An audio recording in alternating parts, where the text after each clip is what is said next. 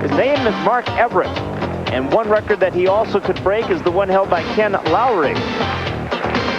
Ken Lowry in the men's 500 meters. But here was what we saw earlier, Mark Everett. This record had stood since 1970, set by the great Martin McGrady. A lot of people took a shot at it. Nobody got it until this man came along, Sir Scooch, Mark Everett. And he was scooching around earlier in the semifinals. He wasn't even pressed, but yet he was challenging the record.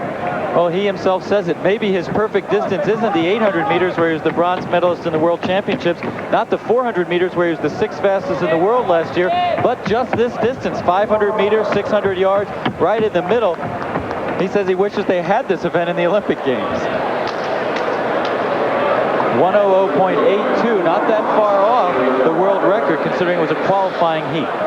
Less than a second off the world record. And there's his competition here this evening.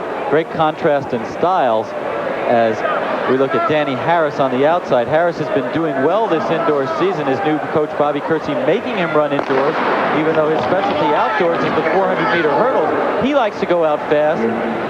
Everett likes to go out fast. And Ian Morris, lagging already, he's in lane 1, likes to come from behind. And here goes Mark Everett. Actually, right it's Harris. Second. Here's Harris the lead on him. Harris jumps into the lead, and that's a kind of a shock, as you point out. It's Everett who said he wanted to take the lead early. He says, I'm a daring person. I love to gamble. I'm going for it all. And he really wants to set that record. From lane 4, Danny Harris made that left turn, but now he's being passed by Mark Everett. This is good for Everett to get the competition. He wasn't at all challenged in the semis. So he ran away from everybody, as you pointed out, still almost got the record. He says the only meet he cares about this year, the only meets are the Olympic trials and the Olympics, but he wants to run a quality time every time he comes out. And here comes Ian Morris. The record is just over a minute. Here comes Mark Everett. It's going to be close. Does he have it? Very close unofficially. It's home.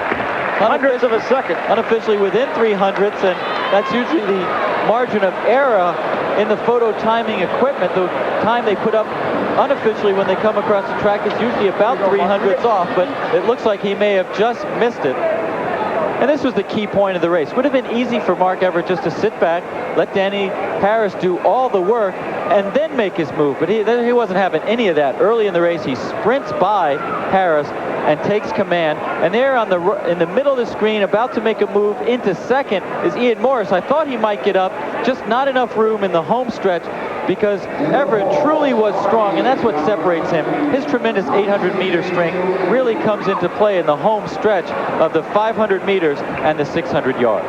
As we wait for the official time, let's go to John Dockery. Mark, we talked before the race, and you said you'd go out fast and maybe take the lead and run it from the front. It didn't happen that way. Well, you're not to make excuses, but I misunderstood the commands. In the prelims, we had 2 commands and then a gun. The next thing you know, I didn't really hear anything. I saw people go down, then the gun went off.